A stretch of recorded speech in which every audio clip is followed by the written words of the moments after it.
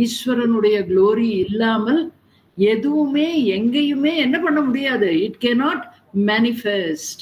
Where there is Bhagavan, there alone this anything manifestation can be enjoyed, can be available to us. இன்னைக்கு விஸ்வரூப தர்ஷன யோக 11வது அத்தியாயம், ஏகாதச அத்தியாயத்தை இன்னைக்கு பார்க்க போறோம். Summary of that.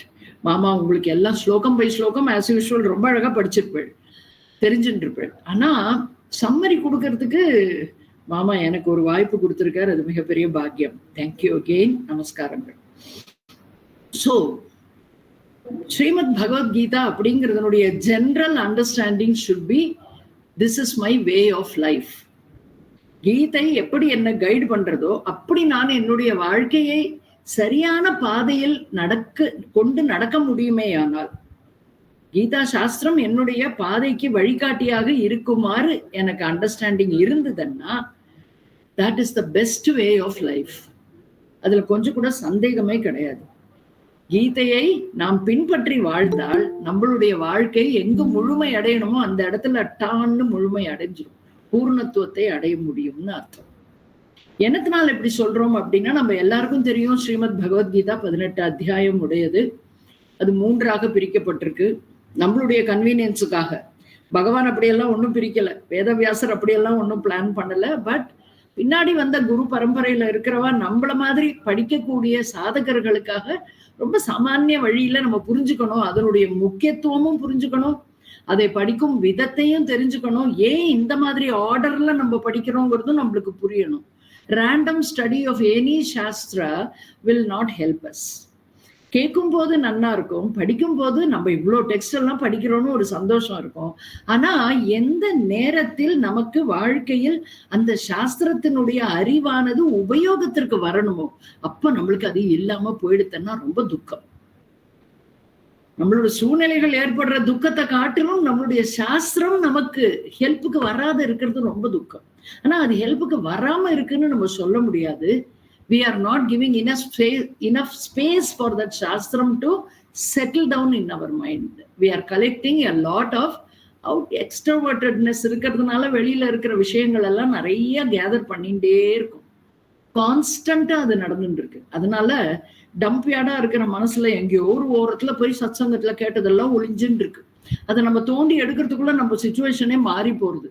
அது உபயோகப்பட மாட்டேங்குது. So we have to be very alert when we study a சாஸ்திரம் லைக் ஸ்ரீமத் பகவத்கீதா. எல்லாமே அப்படிதான். எஸ்பெஷலி ஸ்ரீமத் பகவத்கீதா ரொம்பவே அலர்ட்டா இருக்கணும். பிகாஸ் நான் எங்கெல்லாம் எரர் பண்றேன், wherever I am committing an error, பகவத்கீதையினுடைய teaching will put me on the right path. It will tell me no, stop. You have to go the other way. இந்த பக்கம் போனேன்னா ரொம்ப சிக்கல் வரும், உனக்கு சம்சாரம் மீள முடியாத துயரத்தை கொடுத்து விடும். நீ படிக்கிறதே ஆத்தியந்திக துக்க நிவர்த்திக்காக. Jnanam is only to remove the dukkham, not as in remove the external vishayas, but to make me understand the reality and the falsity. The reality as in my ஸ்வரூபம் and the falsity as in any other நாம ரூபா including this body. So இந்த மாதிரியான understanding நம்மளுக்கு first 6 அத்தியாயத்திலேயே வந்தாச்சு. துவம் பத வாச்சியார்த்த லட்சியார்த்தம். So தத்துவமசி மகா வாக்கியத்தினுடைய, ஏன்னா பகவத்கீதைங்கிறது உபனிஷதனுடைய சாரம்னு நம்மளுக்கு தெரியும். இப்போ முதல் 6 அத்தியாயங்கள் துவம் பத வாச்சியார்த்த லட்சியார்த்தம். வாச்சியார்த்தம்னா லிட்டரல் மீனிங், லட்சியார்த்தம்னா இம்ப்ளைடு மீனிங். அது எது நமக்கு கம்யூனிகேட் பண்றதுன்னு. ஸோ அது ரெண்டையுமே நம்மளுக்கு கொடுத்து ஜீவன் அப்படிங்கிறது என்ன அப்படின்னு நம்மளுக்கு பகவான் தெளிவு கொடுத்தாச்சு. 7வது அத்தியாயத்திலிருந்து 12வது அத்தியாயம் வரைக்கும் தத்பதத்தினுடைய description is given the similar way. வாச்சியார்த்தம், லட்சியார்த்தம், தத்பதத்தினுடைய லிட்டரல் மீனிங் என்ன அண்ட் தத்பதத்தினுடைய இம்ப்ளைடு மீனிங் என்ன. லிட்டரல் மீனிங், இம்ப்ளைடு மீனிங் எல்லாம் நம்ம புரிஞ்சுக்கிறதுக்காக சொல்லப்படுறது. வாச்சியார்த்தம், லட்சியார்த்தம் நம்ம சம்ஸ்கிருத மொழியில சொல்லும் போது அதனுடைய டெப்த் நம்மளுக்கு இன்னுமே கிளியரா புரியும். வாச்சியார்த்தம் அப்படிங்கிறது நாம ரூப சகித, உபாதிகள் சகித. அதே போல லட்சியார்த்தம் அப்படிங்கிறது தி எசென்ஷியல் நேச்சர். நாம ரூபம்ங்கிறது சூப்பர்ஃபிஷியலா பார்க்கப்படக்கூடிய திருஷ்யமா இருக்கக்கூடிய நேச்சர், டிரான்சாக்ஷன் பர்பஸுக்காக உபயோகப்படுத்துற nature. The essential nature, the essence of that Namarupa, that is the implied nature. That is what is aham, and the unarvu, consciousness principle. இதுதான் ரெண்டுத்திலுமே ஒரே அர்த்தம். ஈஸ்வரனுக்கும் நாமரூபம் உண்டு, ஈஸ்வரனுடைய எசென்ஷியல் நேச்சரும் அந்த எது ஒன்று ஆத்மா என்று சுட்டி காட்டப்படுகிறதோ, எது ஒன்று சைத்தன்யம் என்று சாஸ்திரத்தினால் சொல்லப்படுகிறதோ அதுவே தான். ஜீவனுக்கும் அதுதான், ஈஸ்வரனுக்கும். நம்ம தத்துவபோதத்துல படிச்சிருக்கோம், ஜீவ இஸ் ஈக்குவல் டு ஈக்குவேஷன். ஈஸியா ஞாபகம் வச்சுக்கலாம். நீங்களாம் எல்லாம் மனப்பாடமா வச்சுருப்பேன், எனக்கு கொஞ்சம் ஞாபகப்படுத்திக்கலான்னு தான் சொல்றேன். என்னன்னா, ஜீவ இஸ் ஈக்குவல் டு அவித்யா. அவித்யானா என்ன? காரண சரீரத்தினால் ஏற்படுத்த கொண்டிருக்கும் இந்த நாம ரூபம், சூக்ஷ்ம சரீரத்தில் வரும் ஸ்வபாவம், இது எல்லாமுமே we should understand this is what it is.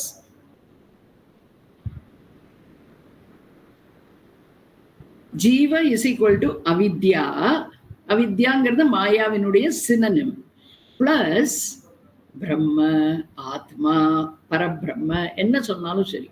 அது என்னன்னா life principle, the consciousness life principle, சச்சிதானந்த ஸ்வரூபம். ஸோ அவித்யா பிளஸ் சச்சிதானந்த ஸ்வரூபம் இஸ் ஈக்குவல் டு ஜீவன். அதே போல இது இண்டிவிஜுவலுக்கு வியஷ்டி.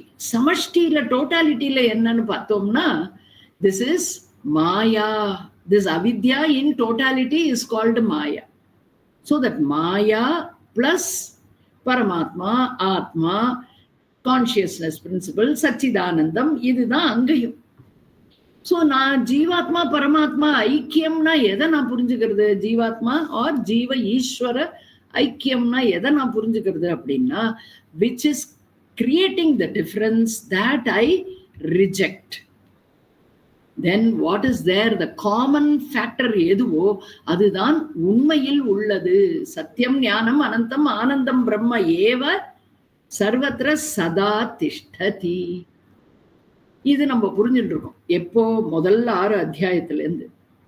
இந்த ஈஸ்வரனுடைய பாவனை, ஈஸ்வரனுடைய ஸ்வரூபம், ஈஸ்வரனுடைய லட்சணங்கள், இது எல்லாத்தையும் வாச்சியார்த்தத்தையும் லட்சியார்த்தத்தையும் நமக்கு 7வது அத்தியாயத்திலேருந்து பரா அபரா அப்படிங்கிறதால ஆரம்பிச்சு சொல்லி கொடுத்துட்டு இருக்காரு. இப்போ இந்த 10வது அத்தியாயம் ரொம்ப பியூட்டிஃபுல் அத்தியாயம். In the sense it is explaining to me how I should look at this world to begin with. எல்லாமே பகவானுடைய க்ளோரின்னு நான் பார்க்க கத்துக்கணும். அதுல கிடைக்கிற ஒரு ஆனந்தம் நமக்கு பல வழிகளில் உதவியா இருக்கு. எல்லாத்துலயும் நான் பகவானை பார்த்தேன்னா எது எனக்கு ரொம்ப பிடிக்கும்னு சொல்லுவேன், எது எனக்கு பிடிக்கவே பிடிக்காதுன்னு சொல்லுவேன்.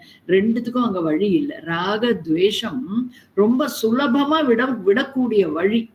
பகவானுடைய க்ளோரிய நான் எங்க பார்த்தா, விபூதிய பெருமைகளை நான் எங்கேயும் பார்த்து ரசிக்க கத்துட்டேன் நான். ஸோ 10வது அத்தியாயத்துல அந்த செயல்முறை பயிற்சி நமக்கு கொடுக்கப்பட்டது. That is hands-on experience. As you study that Vibhuti Yogam, then you will be able to enjoy everything in this world, the creation, the entire creation. நம்ம கையை பார்த்தா கூட நம்மளுக்கு ஆனந்தமா இருக்கும். ஓ, இது நான் என்னோட கை நினைச்சிட்டு இருக்கேன், இது ஆக்சுவலி ஈஸ்வர ஸ்வரூபம். எல்லாரையும் நம்ம அந்த மாதிரி தான் பார்ப்போம். எல்லார்ட்டையும் ஆனந்தமா இருப்போம், யார்கிட்டையும் பகமையே இருக்காது. This is a very wonderful thing to happen. So இப்படி நம்ம கீதையே நம்மளுடைய வே ஆஃப் லைஃபா எடுத்துக்கிறதுனா இந்த மாதிரி வழிகள்ல நம்ம கொஞ்சம் கொஞ்சமா நம்ம கிட்ட எங்க எல்லாம் வேண்டாதது இருக்கோ அதெல்லாம் ரிமூவ் பண்றதுக்கு we can use it. இது வந்து ஃபர்ஸ்ட் 6 இஸ் கால்ட் பிரதம ஷட்கம். ஷட்கம்னா 6 அத்தியாயங்கள் புட் டுகெதர். ஸோ பிரதம ஷட்கம்ல நம்மளுக்கு ஜீவனுடைய நேச்சர் பகவான் சொல்லி கொடுத்தார். இது மத்தியம ஷட்கம் 7லேருந்து 12 வரைக்கும். இந்த மத்தியம ஷட்கத்துல தத்பதத்தினுடைய வியாக்கியானங்கள் நம்மளுக்கு கொடுக்கப்பட்டிருக்கு. அதே மாதிரி 13லேருந்து 18 வரைக்கும் அசி பதத்தினுடைய தத்துவம், அசில அசி பதத்தினுடைய லட்சணங்கள் நம்மளுக்கு சொல்லி கொடுக்கிறாங்க. It is highlighted. That is ஜீவ ஈஸ்வர ஐக்கியம். அதுதான் ஹைலைட் ஆஃப். ஹைலைட்னா மேக்சிமம் பிளேஸ்ல அது மென்ஷன் ஆகும். We have to study it through a guru because ஸ்லோகங்கள்ல டைரக்டா நம்மளால அதை கிராஸ்ப் பண்ண முடியாது. இட் இஸ் சட்டிலர் தேன் தி சட்டிலஸ்ட். அதி சூக்ஷ்மம். அப்படி இருக்கிறத ஒரு குரு மூலமா நம்ம படிக்கிறது தான் நம்மளுக்கு தெளிவையும் சரியான அண்டர்ஸ்டாண்டிங்கும் கொடுக்கும். So that is also very essential. That is called Charama Shatkam. சரம ஷட்கம்னா the ஃபைனல் 6 அத்தியாயங்கள் அப்படின்னு அர்த்தம். ஸோ பிரதம ஷட்கம் 1லிருந்து 6, மத்தியம ஷட்கம் 7லிருந்து 12 அண்ட் 13லிருந்து 18 சரம ஷட்கம் 3ஆக பிரிக்கப்பட்டது. தத்துவம் அசிங்கிற மகா வாக்கியத்தினுடைய சாரத்தை கொண்டிருக்கு. அதனால்தான் சர்வோபனிஷதோ காவோ துக்தா Gopala நந்தனக. We are all enjoying this milk of Upanishad drawn from this beautiful உபனிஷத்லேருந்து எடுக்கப்பட்ட பாலை நாம் கீதைங்கிற நாமத்தோடு ஆனந்தமா we are enjoying that thanks to Sri Krishna Gopala Nandanaga.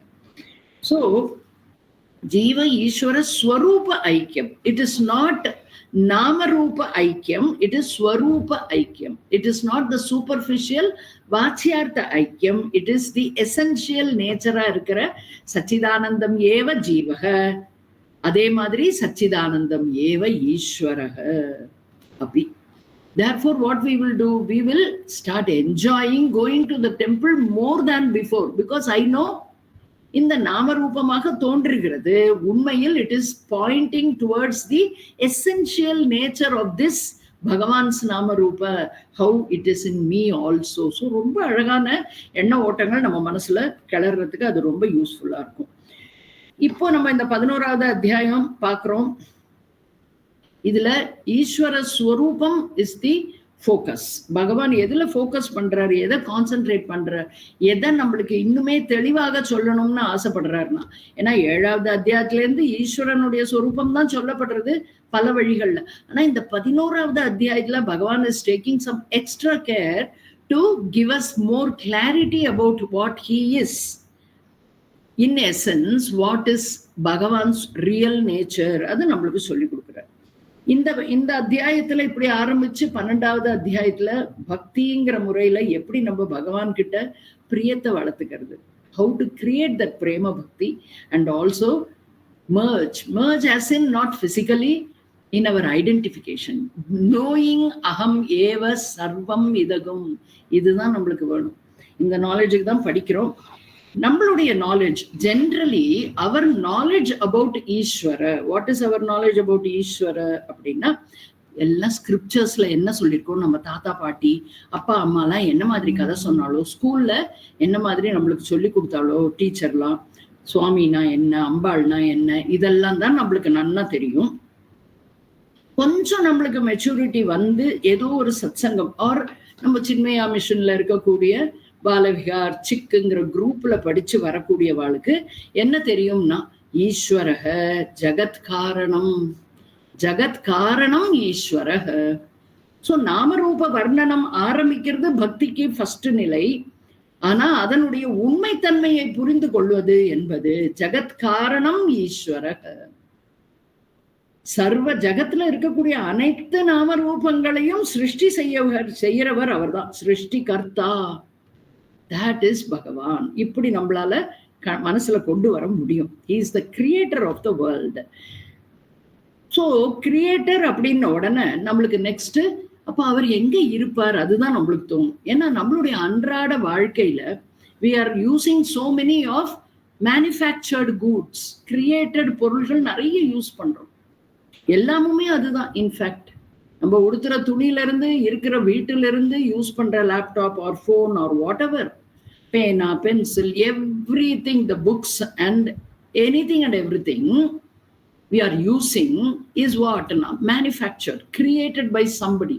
So நம்மளோட அனுபவம் என்னன்னு பார்த்தோம்னா, whatever we have as a created product in front of us, we know creator is somewhere else. I don't know him also. Computer கண்டுபிடிச்சவாள நம்மளுக்கு தெரியுமா? இல்ல இந்த computer பண்ணி கொடுத்தவாள தெரியுமா? நோட்புக் பண்ணவாள தெரியுமா? ஒருத்தரையும் ஒண்ணுமே தெரியாது. ஆனா நம்மளுக்கு என்ன தெரியும்? இப்படி ஒரு ப்ராடக்ட் இங்க இருக்குன்னா கிரியேட்டர்னு ஒருத்தர் எங்கேயோ இருக்கார். நகையெல்லாம் போட்டுக்கிறோம், என்ன தெரியும்? நகைய தெரியும், நகை செய்தவனை தெரியாது. டெஸ்க் யூஸ் பண்றோம், இது என்னன்னு தெரியும், டெஸ்க். இது செய்தவர் தெரியாது. But it is a very useful commodity in my house. ஏன்னா டேபிள் இல்லாம இப்ப நம்மளால ஒண்ணுமே பண்ண முடியறது இல்லை. சாப்பிடணுமா டேபிள், எழுதணுமா டேபிள், படிக்கணுமா டேபிள், எல்லாத்துக்கும் டேபிள் தான் வேண்டி இருக்கு. கீழே உட்காந்து சாப்பிடுற காலமெல்லாம் போயாச்சு. வயோதிகம் ஒரு பக்கம், பழக்கம் காரணமாக. So any created product we see, we don't expect to see the creator along with that created product. இது நம்ம எல்லாருக்கும் தெரிஞ்ச விஷயம்.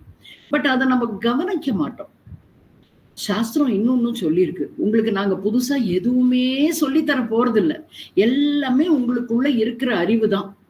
ஆனால் அதை கவனிக்கிறதுங்கிறது இல்லாததுனால உங்கள் கவனத்தை அந்த உங்களுக்குள்ளேயே இருக்கக்கூடிய சாஸ்திர ஞானத்தின் பக்கம் திருப்புவதுதான் இந்த ஸ்ரவண மனனத்தினுடைய வேலை. Nobody is here to tell you that which you do not know. You already possess that knowledge in you. You cannot be without it. Knowledge is ever present in you. But your awareness about that knowledge is lacking. Vega irukku. It is not very firm. It is not very strong. It is not very much available to me all the time. When I listen to Shastra, I say, yeah, I know, I think I'm not this body. I know I'm something higher than this, greater than this, superior to this. Ella manasku varudhu. Ana enna miss pandrona, we are not holding on to that knowledge all the time. It comes, it vanishes. Class முடிஞ்சு போன உடனே என்ன ஆச்சுன்னா, எல்லாம் சரிங்க, இப்போ இந்த மாதிரி வாழ்க்கையில நான் இருக்கேன், இதுல எல்லாமே தான் இருக்கு, எத்தனை மனுஷால நான் பாக்குறேன், எல்லாத்துக்கும் நான் அட்ஜஸ்ட் பண்ணிக்க வேண்டியிருக்கு, அப்படின்னா நான் யாரு கேள்வி வருது. So எல்லாமுமே I should answer. So first concept, இந்த ஈஸ்வரன் அப்படிங்கிறத பத்தி, ஈஸ்வரன்கிற தத்துவத்தை பத்தி நம்மளுக்கு பகவான் சொல்றது என்னன்னா, first concept, the creator is inferred by me. Means I arrive at an understanding, கிரியேட்டர்னு ஒருத்தர் இருக்கிறார். ஏன்னா இந்த உலகம்ங்கிற கிரியேஷன் இருக்கு, இந்த சிருஷ்டி இருப்பதினால் இந்த சிருஷ்டி கர்த்தான்னு ஒருத்தர் இருக்கிறார் அப்படின்னு நான் நினைச்சுக்கிறேன். அது ஃபர்ஸ்ட் கான்செப்ட். ரெண்டாவது கான்செப்ட் என்னன்னா, இருக்கிறார் அப்படின்னா எங்க இருக்கிறார்னா, ஈஸ்வரனானவர் எங்கேயோ இருக்கார். ஒரு சிவபக்தனா இருந்தா என்ன சொல்லுவார், என்னோட சிவன் கைலாசத்துல இருக்கார். விஷ்ணு பக்தன் வைஷ்ணவனா இருந்தா என்ன சொல்லுவா, என்னோட சிருஷ்டிகர்த்தாவான பகவான் நாராயணன் இஸ் இன் வைகுண்டம், கோலோகத்துல இருக்கான் என் கிருஷ்ணன், சாக்கேத லோகத்துல என்னுடைய ராமன் இருக்கான் அப்படின்னு அந்தந்த பக்தர்கள் அந்தந்த தெய்வத்தை அந்தந்த இடத்துல போய் வச்சுடுவான். So where is the creator? Remote. He is away from this created world. The world is here, the creator is somewhere else. ரெண்டு கான்செப்டும் எப்படி நம்ம சரியாக்கி கொள்ளுவதுன்னு பார்க்கணும். அது இந்த என்ன சொல்றது, விஸ்வரூப தர்ஷன யோகத்துல ரொம்ப சுலபமா புரிஞ்சுக்கிறதுக்கு வழி இருக்கு. That is the actual reason why Bhagavan is teaching Arjuna about this and also making Arjuna ask for விஸ்வரூப தர்ஷனம். நம்ம கேட்கிறோம் பகவான் கிட்ட, அர்ஜுனன்னா யாரு, நம்ம ஃபர்ஸ்டே சொல்லியிருக்கோம். அர்ஜுனன் அப்படின்னா மகாபாரதத்துல வர பஞ்ச பாண்டவர்கள்ல ஒரு மாவீரன், வில்லுக்கு அர்ஜுனன் அப்படின்லாம் சொல்றதெல்லாம் வேண்டாம். இங்க அர்ஜுனன் அப்படின்னா உபதேசம் கேட்கிற அந்த போர்க்களத்தில் உபதேசம் பெறுபவனாக இருக்கும் அர்ஜுனன் நான் அப்படின்னு ஒவ்வொரு இண்டிவிஜுவலும் இந்த சிரவணம் பண்ணும்போது புரிஞ்சுட்டாதான் இந்த கீதை நமக்கென்று சொல்லப்பட்டதுன்னு நம்மளால உபயோகப்படுத்த முடியும். எனக்காக பகவான் ஸ்ரீகிருஷ்ணா இந்த கீதையை சொல்லிட்டு இருக்காருன்னா தான் I will know the value and how I can put it in practice in my day to day life. அதுக்கு தான் படிக்கிறோம். This should become my way of life. My thought should align with the teachings in Srimad Bhagavad Gita. And based on that thought, my activities also should be streamlined. கீதை சாஸ்திரம் படிதான் நான் வாழ்வேன்னு வாழணும். அதுக்குதான் இந்த சாஸ்திரம் படிக்கிறோம். நமக்குள்ள இருக்கக்கூடிய வேறுபாடுகள், பேதங்கள் எல்லாம் போயிடணும்னா இந்த கீதையால மட்டும்தான் அதை நகர்த்த முடியும். So ஈஸ்வர is inferred, he is not seen. பகவானை பார்க்க முடியாது, பகவான் எங்கேயோ இருக்கிறார். ரிமோட்னஸ், பரோக்ஷத்துவம்னு சொல்லுவோம் சம்ஸ்கிருதத்துல. உங்களுக்கு அதெல்லாம் சொல்லி கொடுத்துருப்பாரு மாமா. So I don't have to explain பண்ண வேண்டாம். ஸோ நம்மளுக்கு பகவான் ஈஸ்வரனுடைய நேச்சரை பத்தி நம்மளுக்கு ரொம்ப அவேர்னஸ் இல்லை. ஆனா 7வது 8வது அத்தியாயம் 7வது 9 10 எல்லாம் நிறைய நம்ம அதை படிச்சிருக்கோம். எது நான் இதுதான் ஈஸ்வரன் எப்படி நான் கல்பனை பண்ணிட்டு இருக்கேனோ அதைத்தான் நான் ஈஸ்வரனா நினைச்சுட்டு இருக்கேன். இப்ப சொன்ன மாதிரி சிவபக்தர்கள் கைலாசத்திலையும், விஷ்ணு பக்தர்கள் ஒரு நாராயண பக்தர்கள் வைகுண்டத்திலையும் தான் அந்த சிருஷ்டிகர்த்தாவா இருக்கிற படைப்பாளிய நம்ம அங்கதான் இருக்கான்னு நம்ம நினைச்சுட்டு இருக்கோம். அடுத்ததான் நம்மளுக்கு என்ன தெரியும் அப்படின்னா, சாமான்யமான விஷயங்கள் பண்றதுக்கே நம்ம என்ன சொல்லுவோம், யாராவது ஒண்ணு புதுசா ஏதாவது கண்டுபிடிச்சானா நம்ம என்ன சொல்லுவோம், அப்பா தே ஹைலி இன்டெலெக்சுவல் அப்படின்னு சொல்லுவோம், ரொம்ப புத்திசாலியா இருக்காவா அப்படி. அப்ப நம்மளுக்கு இந்த பகவானை பத்தி என்ன விதமான கல்பனை இருக்கு அப்படின்னு கேட்டா, இப்பேற்பட்ட ஒரு பிரம்மாண்டமான யூனிவர்ஸ் பிரபஞ்சத்தையே படைச்சிருக்காரு. அப்பனா அந்த ஈஸ்வரன் எப்படி இருக்கும், அவரோட இன்டெலிஜென்ஸ் நம்ம போடுறோம் எடை பகவான் என்னன்னு சொல்றோம், மகா இன்டெலிஜென்ட்டா இருக்கணும், he is having super intelligence அப்படின்னு அவரை நம்ம ஒரு கிரெடிட் கொடுத்து பகவான் கிட்ட நம்ம சர்வஜ்ஞக அப்படின்னு டைட்டிலும் கொடுக்குறோம். பகவான் என்ன நினைக்கிறோம், he is cannot be seen because he is remote, பரோட்சமாக இருப்பவர். மூணாவது பாயிண்ட், பகவானுக்கு சர்வஜ்ஞகன்னு பேரு because he is created the entire universe. Every nook and corner in this universe is created by Ishvara. So such an Ishwaran cannot be with very kutti intelligence. He must be having a very big high-powered intelligence, super power. That is why we call him Sarvajnaha.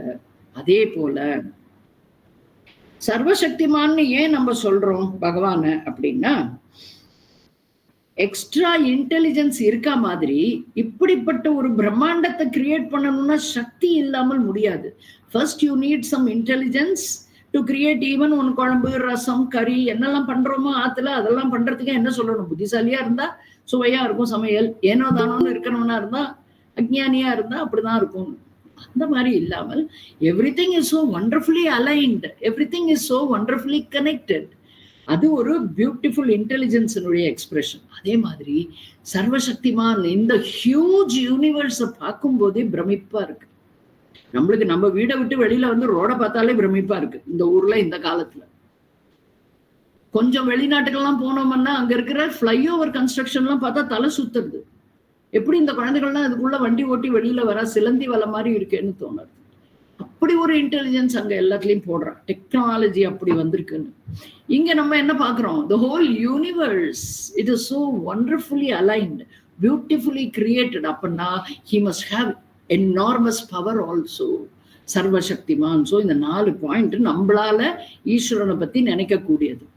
That I cannot see Ishvara because he is Paroksham and he is Sarvajnaha. He has knowledge of everything and he is all powerful, Sarva Shaktiman அப்படின்னு நம்ம சொல்றோம்.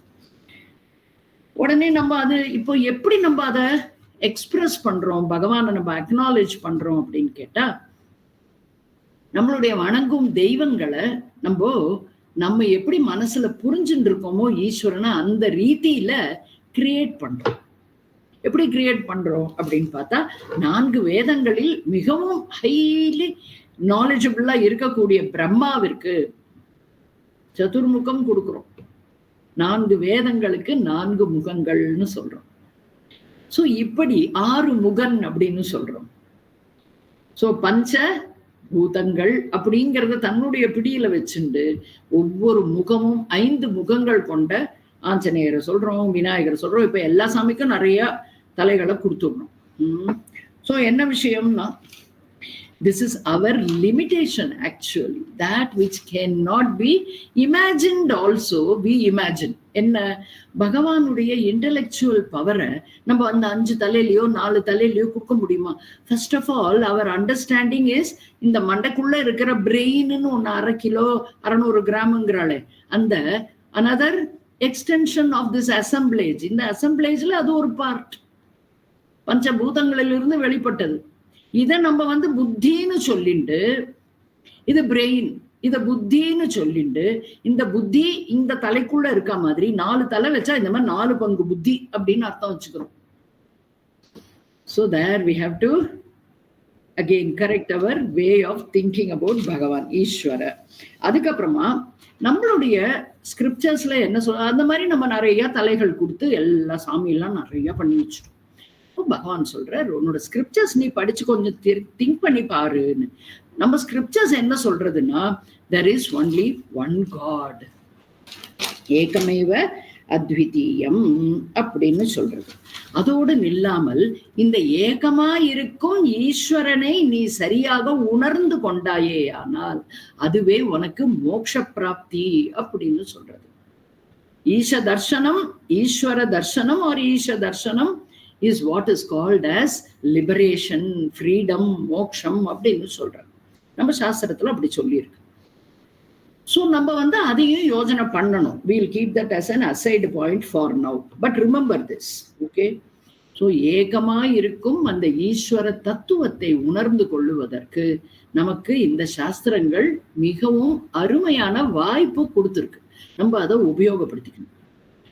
நம்மளுக்கு இன்னொன்னு பேசிக்கா என்ன understanding நம்ம எல்லாருக்குமே சரியான முறையில இருக்கு அப்படின்னா, the intelligence and the material. அது என்னது?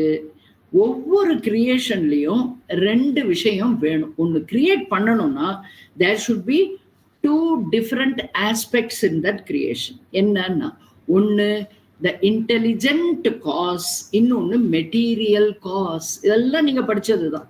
ஏன் நாங்க இங்க ரிப்பீட் பண்றோம் அப்படின்னா, இந்த பெரிய விஸ்வரூபமா இருக்கிற இந்த பகவானுடைய தர்சனம், ஈஸ்வரனுடைய விஸ்வரூப தர்சனத்தை நம்ம சரியான முறையில புரிஞ்சு கிரகிச்சுக்கணும்னா நம்மளுக்கு அந்த ஆரம்பத்திலேருந்து அதை டியூனின் பண்ணிட்டு வந்தோம்னா தான் நம்மளால அது முடியும்.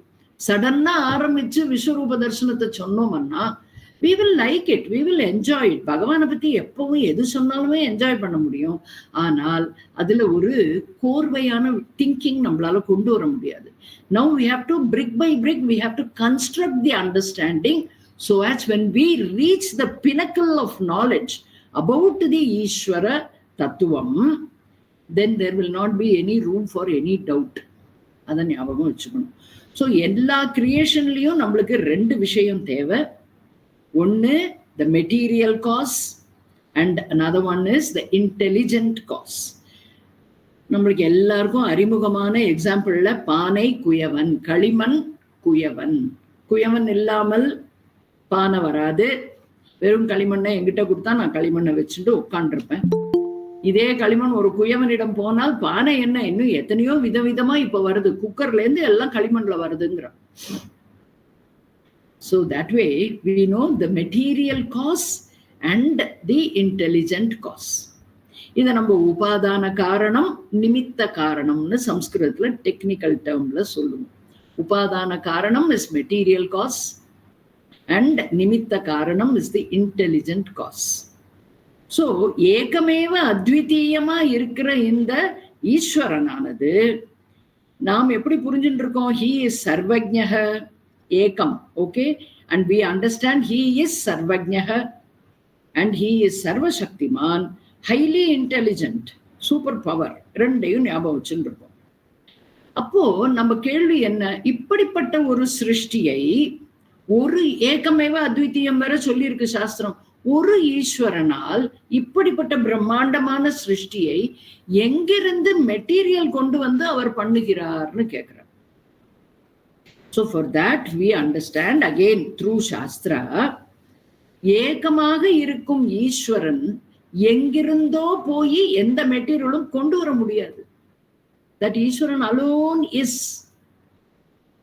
சதுஸ்லோகி பாகவதத்துல வரும், அகம் ஏவ ஆசம் ஏவ அக்ரே ந அந்யது யது சத்து அசத்து பரம் பశ్చాத் அகம் யது ஏதது ய அவசிஷ்யதே சக ஏவ அகம் அஸ்மி. அது வரும். அதாவது எது ஒன்று இந்த சிருஷ்டின்னு ஒண்ணு தோன்றுவதற்கு முன்னால் இருந்ததோ வந்ததோ சொல்லல, இருந்ததோ, that is already present, ever present, that alone appeared as this world. பశ్చాத் அகம். பகவானே சொல்ற, சாட்சாத் நாராயணனே சதுர்முக பிரம்மாவுக்கு கஷ்டம் வந்து அவருக்கு சிருஷ்டி மறந்து போன நிலையில உட்கார்ந்துட்டு இருக்கிறச்சே அவருக்கு எடுத்து சொல்றதுதான் இந்த சதுஸ்லோகி பாகவதம். ரொம்ப அருமை. அந்த 4 ஸ்லோகங்கள்ல இருந்து தான் அந்த entire Bhagavatam was expanded. So it is interesting. Then so அந்த ஏகமா இருக்கிற அந்த ஈஸ்வரன் வெளியில எங்கேருந்தோ போய் எதுவும் எடுத்துன்னு வர முடியாது. அவர் மட்டுமே எல்லா இடத்திலும் இருக்கா. அப்ப வேர் இஸ் உள்ளே அண்ட் வேர் இஸ் வெளியே? அப்படி இருந்ததுன்னா you cannot call it as anantham. அனந்தம்னா infinite. You cannot call it as infinite. When something else is other than this is existing, it cannot be infinite. So therefore பகவான் சொல்றார், சொல்ல போறார் இனிமேதான் details. we are just giving this. I love this introduction, I tell you why. Because the more we dwell upon the pointers given in this introduction, குரு பரம்பரையில சொல்லி கொடுக்குற இந்த introduction எல்லாம் நம்மளுக்கு ரொம்பவுமே பொக்கிஷமா உபயோகமா இருக்கும். அதுக்காக தான் இதை இன்னைக்கு நம்ம எடுத்துக்கிறோம். அண்ட் ஆஸ் யூஷுவல் நான் மாமாட்டின்னு சொன்னேன், ஒரே நாள்ல முடிச்சிடுவேன்னு நினைக்காதீங்கோ. இது மிக பிரம்மாண்டமான ஓஷன் இந்த அத்தியாயம். கண்டிப்பாக there will be spillover for tomorrow. One more session I may need, I don't know. Let us see. I know you all won't mind. Okay, you are giving me that liberty. நீங்க ரெண்டாவது நாள் வந்ததுனால எங்களுக்கு கவலை இல்லைன்னு சொல்லுவேன். So I am happy that way also. Okay, so இந்த இந்த ஈஸ்வரனிடமிருந்து எந்த மாதிரி மெட்டீரியல் எடுக்க முடியும் அப்படின்னா, he decides according to the creation. Bhagavan himself, from himself he will generate that upadana material. Upadanam is the material. Okay, material cause. எப்படி அது வந்ததுன்னு கேட்டா, ஈஸ்வரனிடம் 2 ஆஸ்பெக்ட்ஸ் இருக்கு. எல்லாத்துலயும் 2 ஞாபகம் வச்சுக்கணும். ஈஸ்வரனிடத்தில் 2 ஆஸ்பெக்ட் இருக்கு. ஒன்னு சேதனமான ஆஸ்பெக்ட், இன்னொன்னு அச்சேதனமான ஆஸ்பெக்ட். பிரம்மம் மட்டும் இருந்ததுன்னா தட் இஸ் பியோர் சுத்த சைத்தன்யம். ஆனா இங்க ஈஸ்வரன்கிறத எதனால வந்தது? விவேக சூடாமணி படிச்சிருந்திருக்கிறவாளுக்கு கவனம் வரும். என்னன்னா, பரமேச சக்தின்னு இந்த மாயாக்கு ஒரு டெபினிஷன். ஈஸ்வரன் பரமேஸ்வரனுடைய சக்தியாக, கிரியேட்டிவ் பவராக இருப்பது மாயான்னு. அதைத்தான் இங்க நம்ம என்ன சொல்றோம்? மாயா என்ன டெபினிஷன்? தத்துவபோதம் பார்த்தோம். பிரம்ம ஆஸ்ரயா மாயா. That which does not have independent existence or chetanam, it is dependent for existence as well as chetanam on Brahma. Not Chaturmukha Brahma, Sakshat Parabrahmam, Sachidananda Brahmatil dependent. So Ishwaran is a combination of 2 aspects.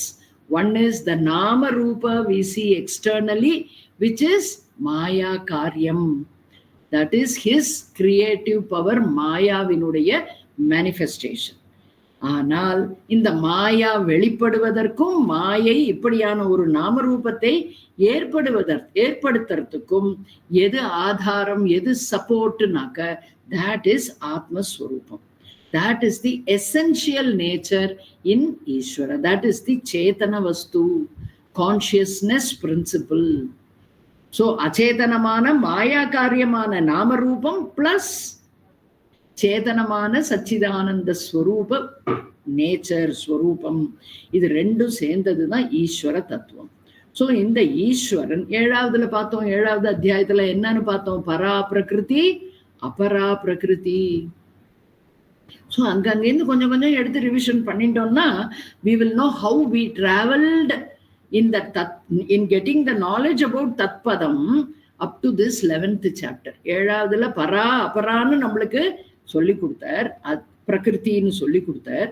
Therefore பகவான் ஈஸ்வரன் is equal to matter plus spirit.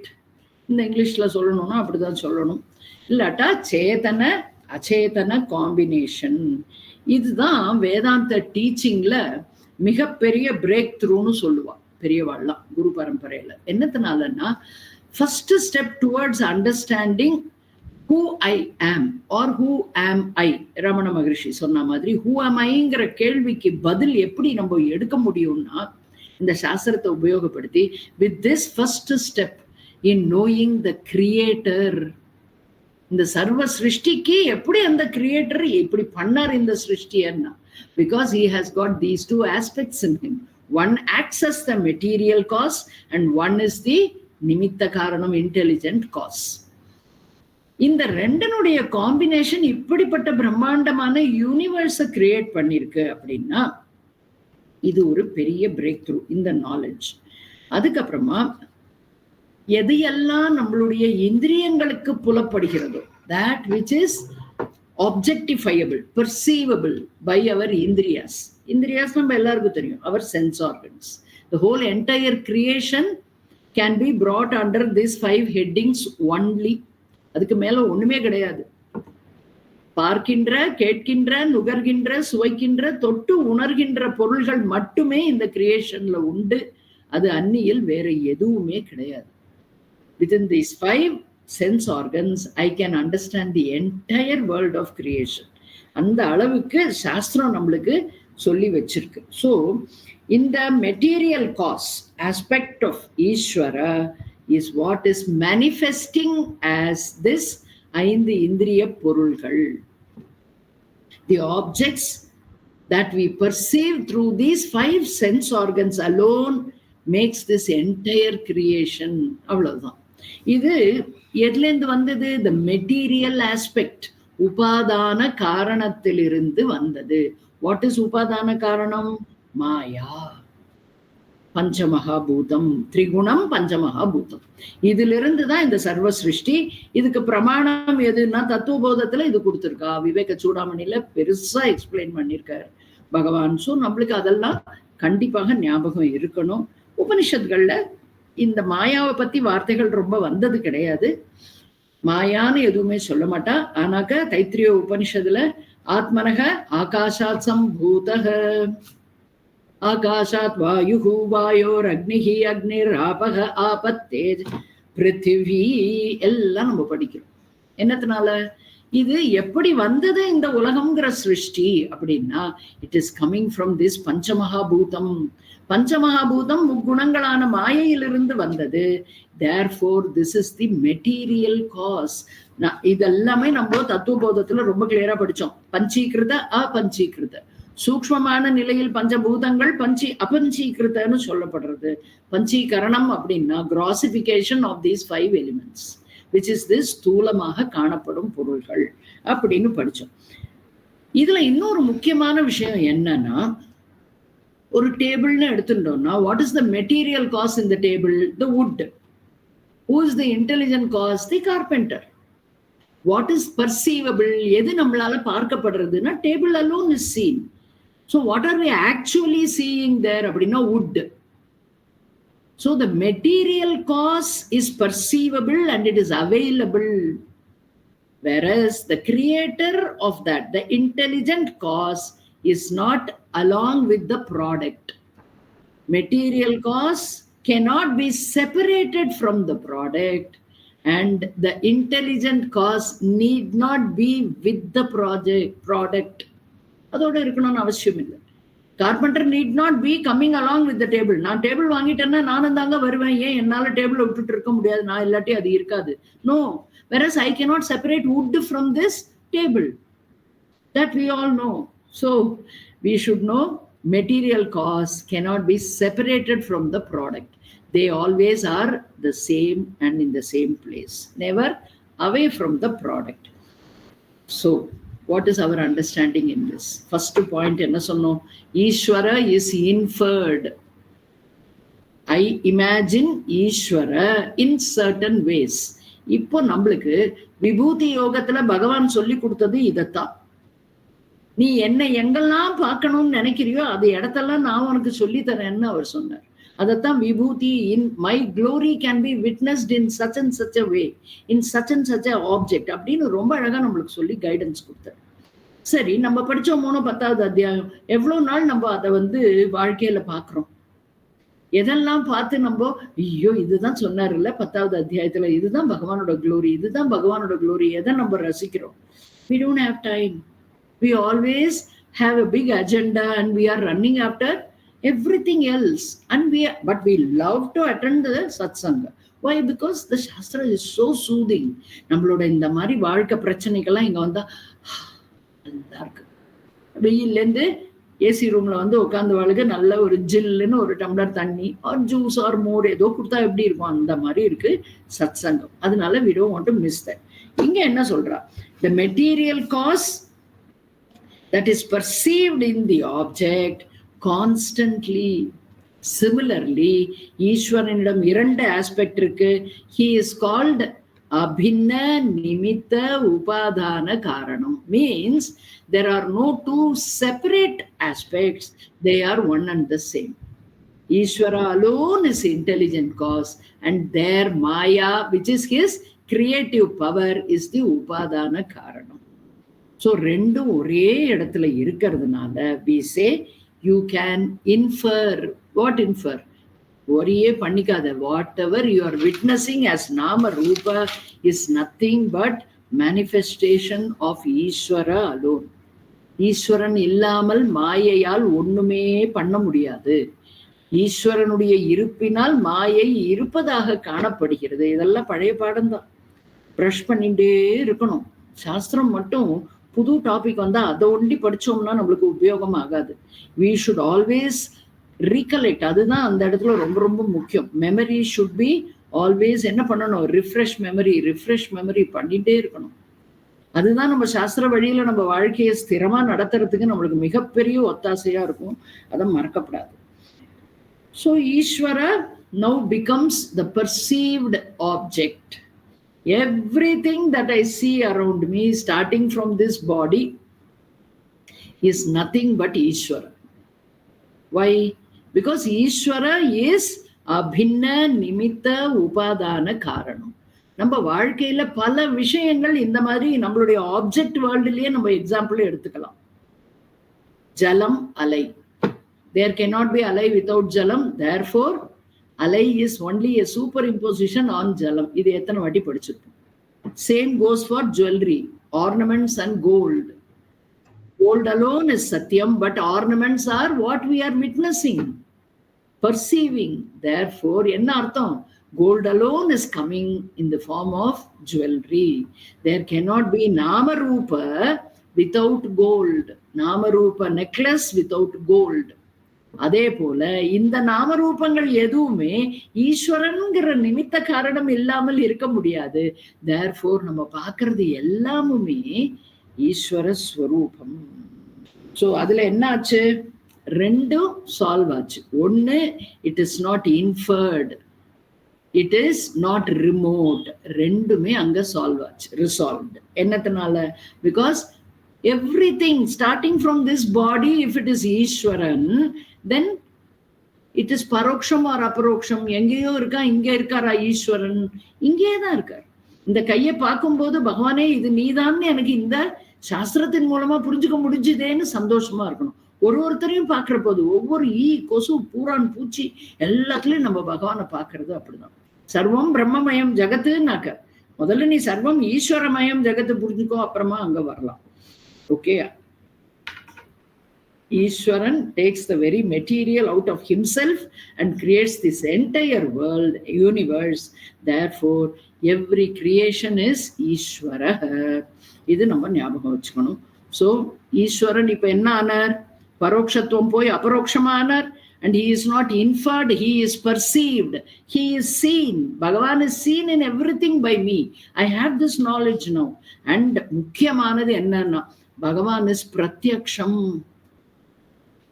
பக்தி நிறைய இருக்கிறவா, மனசுல எப்பவுமே சகுன தியானத்துல ரொம்ப enjoy பண்ணிட்டு இருக்கிறவா என்ன நம்ம வேண்டிக்கிறோம்னா, பகவானே உன்னுடைய இந்த திருக்காட்சி எனக்கு எப்ப கண்ணு முன்னால எனக்கு எப்ப நீ தரிசனம் தரப்போற? ஒரு பிரகலாதனுக்கு தந்தியே, ஒரு துருவனுக்கு தந்தியே, எனக்கு எப்ப தருவ அந்த மாதிரி அப்படின்னு நம்ம கேட்கவே வேண்டாம். ஏன்?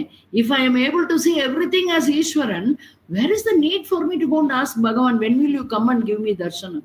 He is always giving me darshanam. Only I am not able to recognize that with this Gita knowledge. Bhagavad Gita ஞானத்தின் மூலமாக என்னால் இப்போ அதை அக்கம்ப்ளிஷ் பண்ண முடியாது. I am seeing Bhagavan in everything. That is Vishwarupa darshanam. விஸ்வம் அப்படின்னா இந்த சர்வலோகம், ரூபம் அப்படின்னா in every Nama Rupa.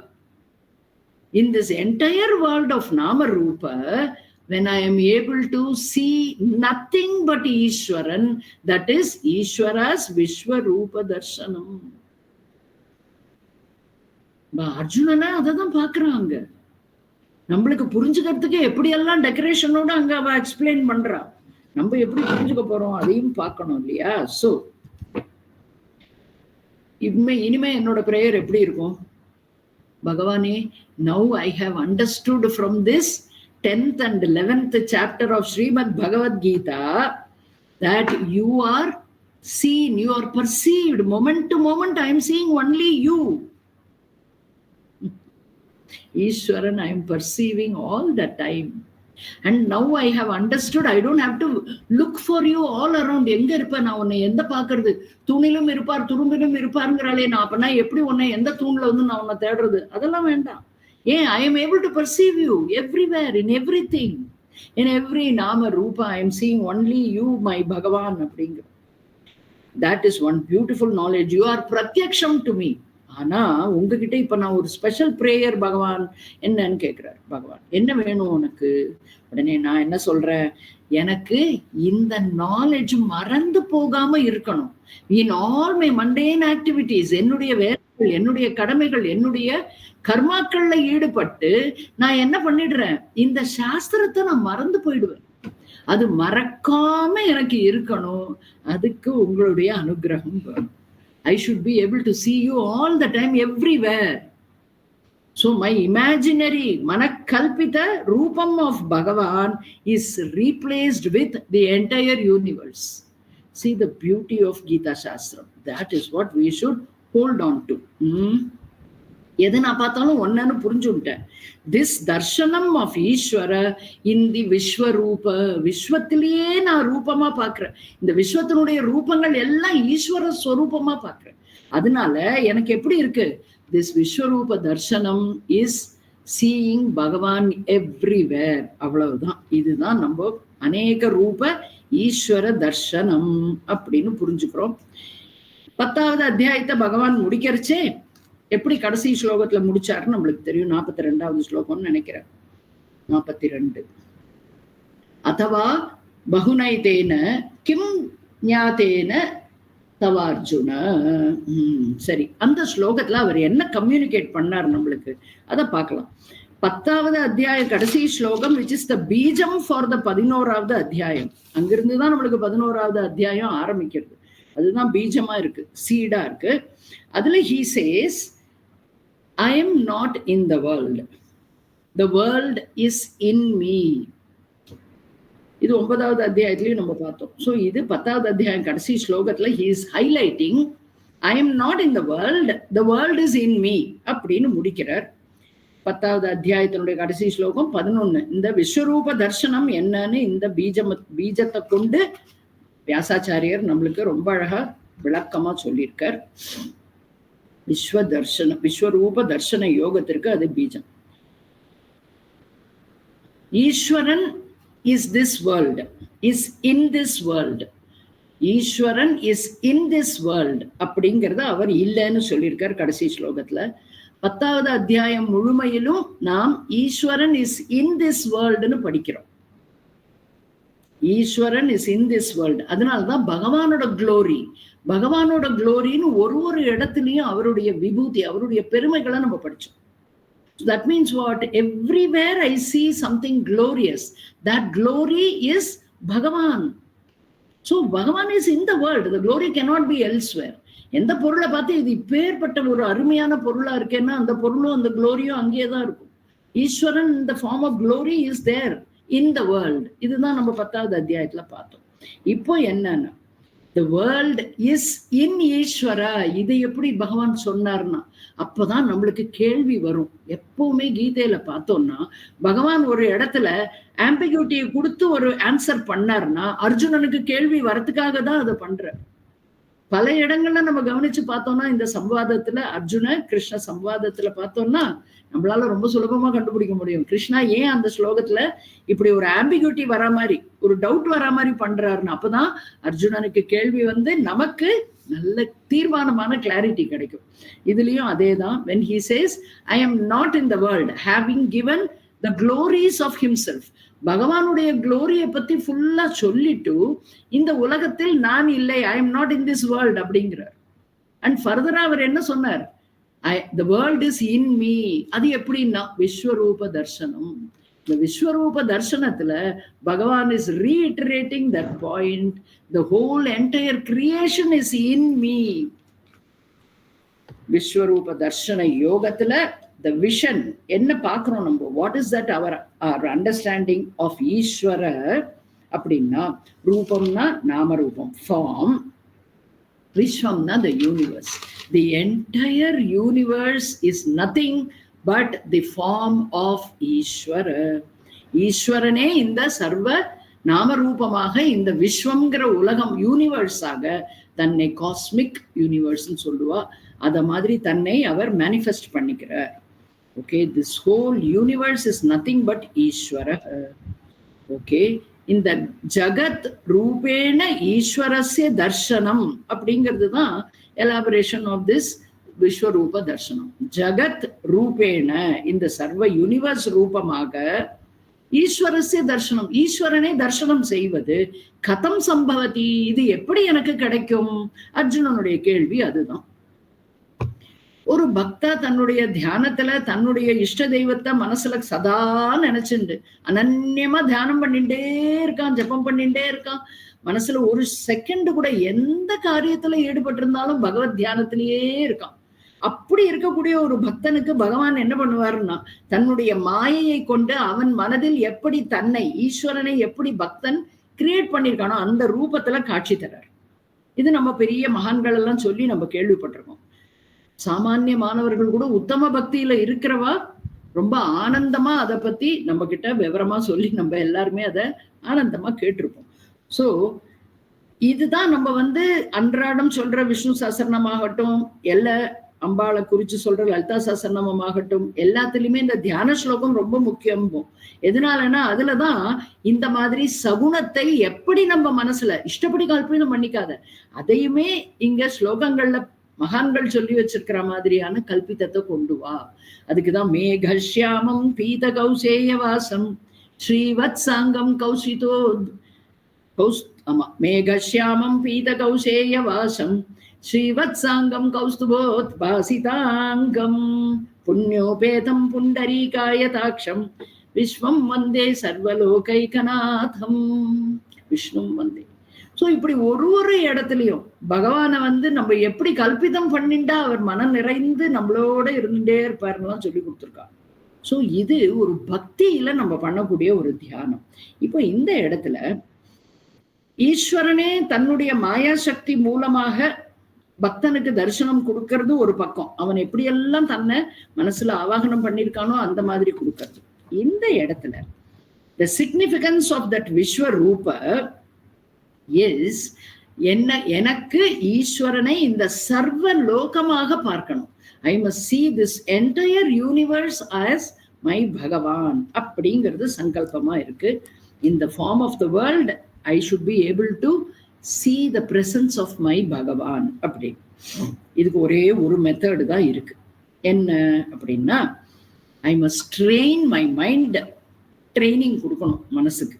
நம்மளோட வேதாந்த சாஸ்திரம் நம்ம பார்த்தோம்னாக்க எல்லாமே how I should train my மைண்டுன்னு தான் வரும் எல்லாமே. ஏன்னா நம்மளுக்கு உபனிஷத்துலயே சொல்லியிருக்கா, மனம் ஏவ மனுஷியானாம் காரணம் பந்த மோக்ஷ யோகோ.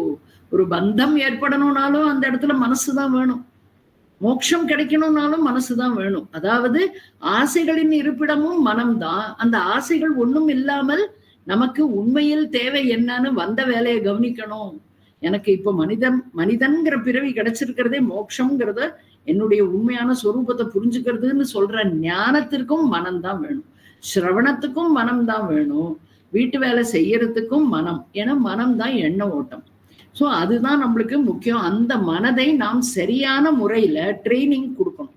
என்ன ட்ரைனிங் கொடுக்கணும் அப்படின்னா, எந்த உலகத்தை இந்திரிய பொருள்களாக காட்சி தரும் இந்த உலகத்தில் உள்ள நாம ரூபங்களை எல்லாமே நான் அனுபவிக்கிறதற்காக தான் இருக்குன்னு நான் நினைச்சுட்டு பல காலமாக வாழ்ந்துட்டு இருக்கேன். ஜென்மங்களையே விடுங்க, இந்த ஜென்மத்துல இத்தனை வருட காலம் நம்ம எல்லாருமே சீனியர் சிட்டிசன்ஸ். அதனால we can boldly say பல வருடங்களாக decades together we have been living our this ஜென்மா. எப்படி இந்த உலகத்துல இருக்கிற பொருள்கள் எல்லாம் நான் அனுபவிக்கிறதுக்கு தான்.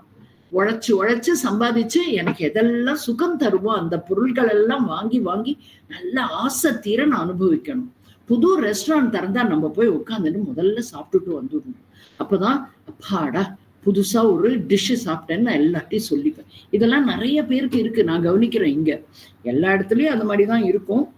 Some people will express it, some people may not express it, but that internally most of the people will have this urge to derive some satisfaction out of new experiences. உலகத்துல எது புதுசு வந்தாலும் அதை அனுபவிக்கும். நல்ல வேளை என் காலத்துல இதெல்லாம் இருக்கு, நான் அதெல்லாத்தையும் நல்லா அனுபவிக்க போறேன் அப்படின்னு. சோ இந்த பழக்கத்திலிருந்து மனம் இப்படியே பழகிட்டு இருக்கு.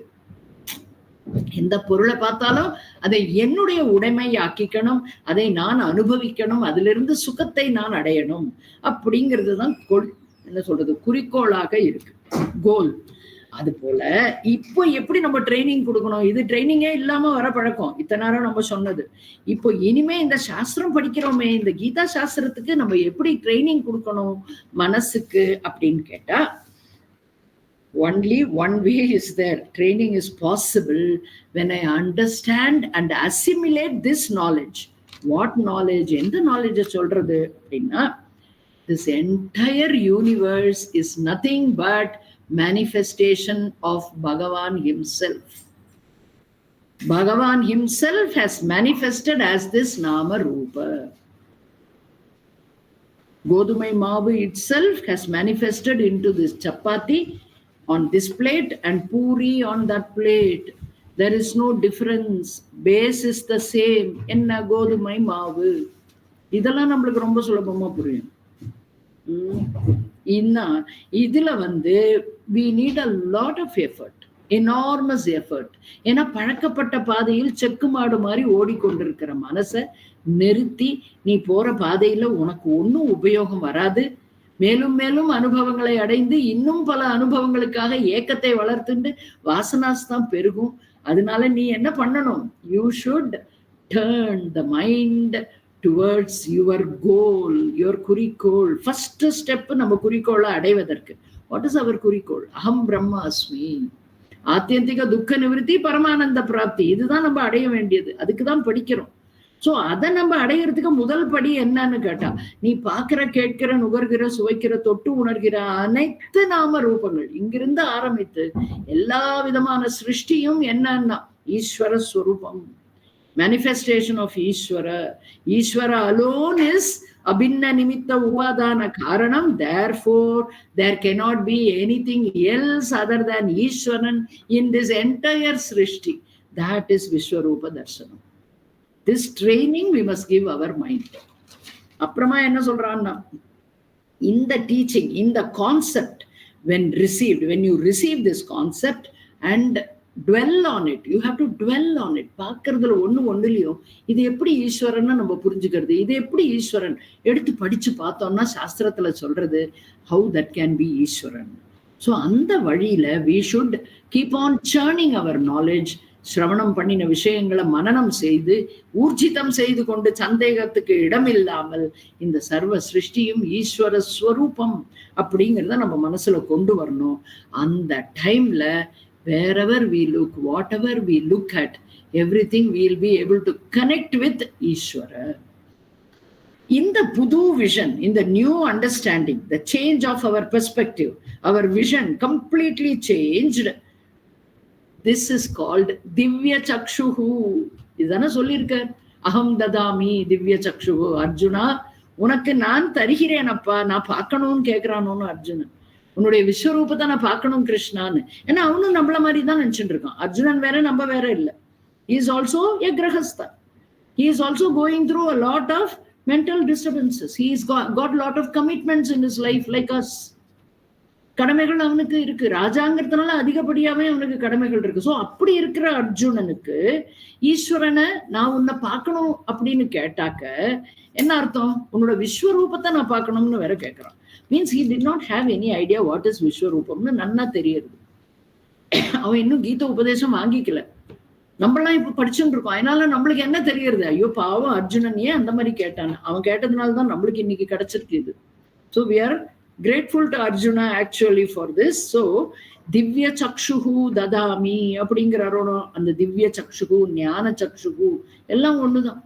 என்னது அதுன்னா, the new vision. What is the new vision?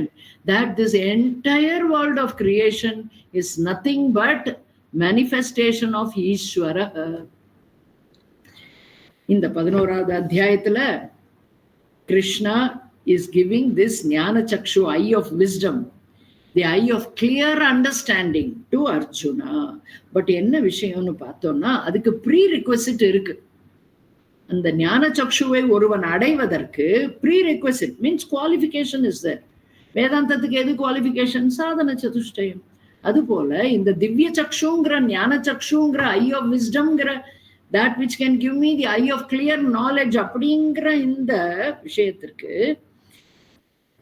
ஒரு குவாலிஃபிகேஷன் இருக்கு. we will see that. But இங்க என்ன சொல்றாருன்னா, கிருஷ்ணா wants to communicate ஒரு புது ஐடியா டு அர்ஜுனா. ஸோ எந்த உலகத்தை நான் எனக்கு அனுபவிப்பதற்காக கொடுக்கப்பட்டதுன்னு பார்த்துட்டு இருந்தேனோ அதே உலகத்தை இப்போது நான் ஈஸ்வர ஸ்வரூபமாக பார்க்க மனதை பழக்கப்படுத்தணும். எக்ஸ்ட்ரோவர்டட்னஸ்ல இருந்து ஆவர்த்த சக்ஷுகு, I have to internalise my vision. கண்கள் வெளிநோக்கி இருந்தாலும் கவனம் உள்முகமாக இருக்க பழக்கப்படுத்தணும். I should be able to turn the mind, extroverted mind, towards my destination, towards my goal, towards my Bhagavan. அதுதான் இங்க அவர் சொல்லி கொடுத்துட்டு இருக்கிறது. 11வது அத்தியாயம் is trying to make Arjuna get this understanding. இதுதான் ஐடியாவா அவர் சொல்றார். என்ன விஷயம்? 2வது அத்தியாயத்துல நம்ம பார்த்தோம், ஜீவனுடைய ஸ்வரூபத்தை பத்தி எல்லாம் சொல்றார்.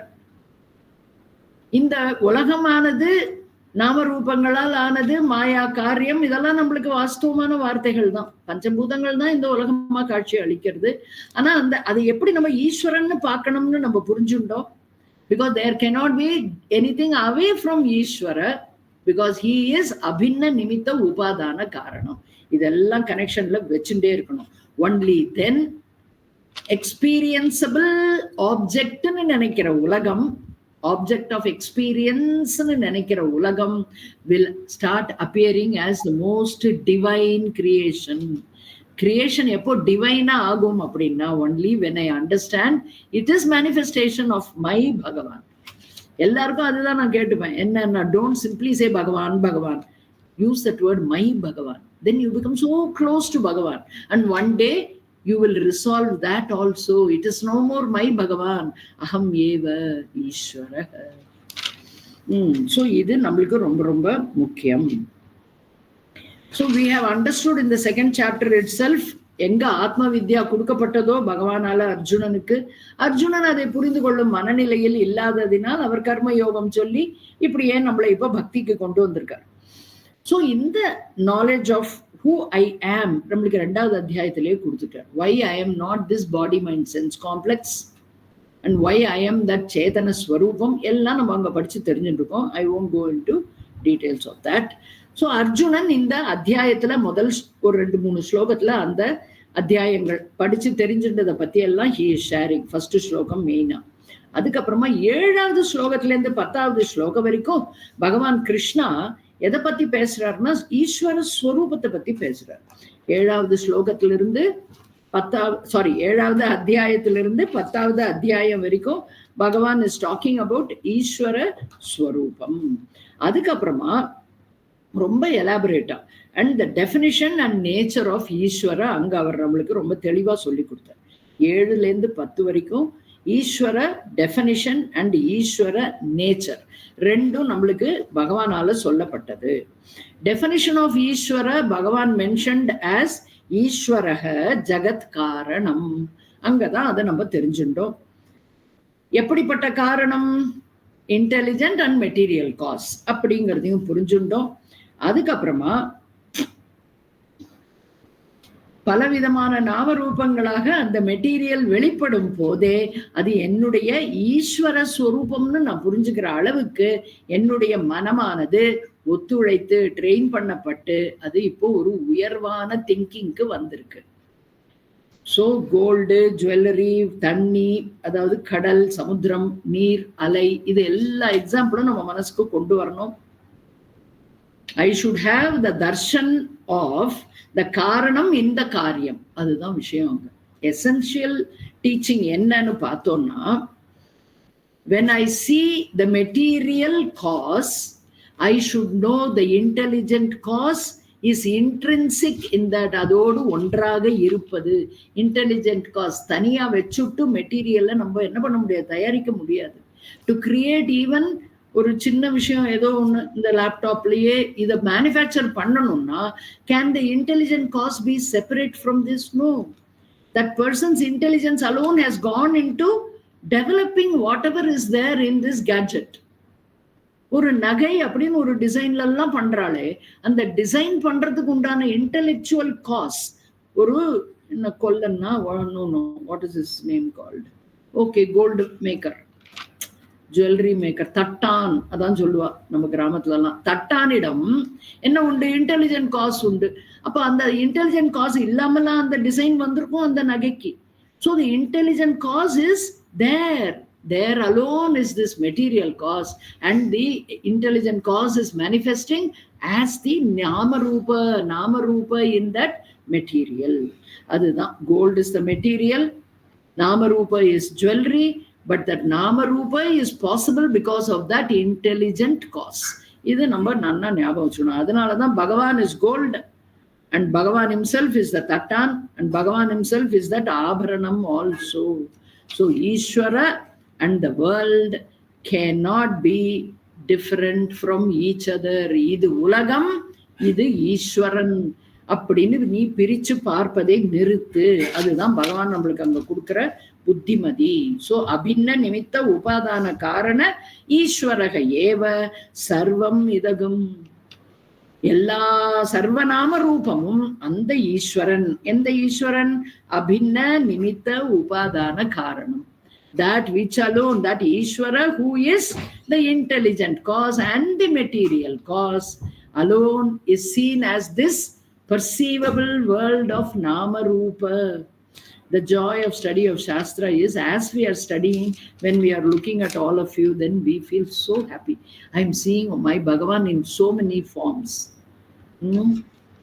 Happiness. Ishvaraha eva prapanchaha, prapanchaha eva ishvaraha. Prapancha darshanam is Ishvara darshanam. What I am seeing as the world alone is Ishvara darshanam. But nammuடைய understanding should be how this is upadana karana expression and the essential nature expression. Gurudev அதனால தான் சொல்லுவார், பகவானை பார்க்கறச்சே அந்த அலங்காரங்கள் எல்லாம் பார்க்கறச்சே ஆனந்தமா பாரு, ஆனா அதோட நின்னுடாத. ஏன்னா அது indicator. What is it indicating அப்படின்னா, அதுதான் அந்த இன்டெலிஜென்ட் காஸ் எதுன்னு நம்மளுக்கு காமிக்குது. Ideal is indicated by that idol. Don't get absorbed in to the idol, look for the ideal. அதுதான் இங்க நடந்துட்டு இருக்கு. That is what Krishna is teaching as now. So ஈஸ்வரக பிரபஞ்சமாக தன்னை வெளிப்படுத்தி கொள்ளுகிறார். இது நம்ம கவனத்துல இருக்கணும். So when I look at the world, நேத்திக்கு வரைக்கும் நான் என்ன வேணா நினைச்சுக்கலாம். இந்த 11வது அத்தியாயம் நீங்கள்லாம் ரொம்ப நாளா படிச்சிருக்கேன். ஸோ அன்னிலேருந்து நம்மளுக்கு எப்படி மனசுல எண்ண ஓட்டம் இருக்கணும் அப்படின்னா, விஸ்வரூப தர்சனம் is the embodiment. When I look at the world as the embodiment of Ishvara. This is nothing but Ishvara. My Bhagavan alone is this. My Bhagavan alone is everything around me. அப்படிங்கிற ஆனந்தமான தாட் நம்ம மனசுல சதா வந்துட்டே இருக்கணும். That is called விஸ்வரூப தர்சனம். இது ரொம்ப நம்ம புத்தியை நம்ம நிறைய யூஸ் பண்ணி, means we have to put it to practice. We have to train it. We have to definitely put for a lot of effort for it. Mental refinement. வேதாந்தத்தையே என்ன சொல்லுவா அப்படின்னா அத்வைத்தம். Correcting your way of thinking, அதுதான் அத்வைத்தம். Correcting your way of thinking, that is அத்வைத்தம். What is normally my way of thinking? I am this நாம ரூபா, I am so and so, I am this individual, I have this family, I have so many children, I have grandchildren, they live in this place, that place, I live in this place. இதெல்லாம் தான் என்னோட biodata. That is what I am.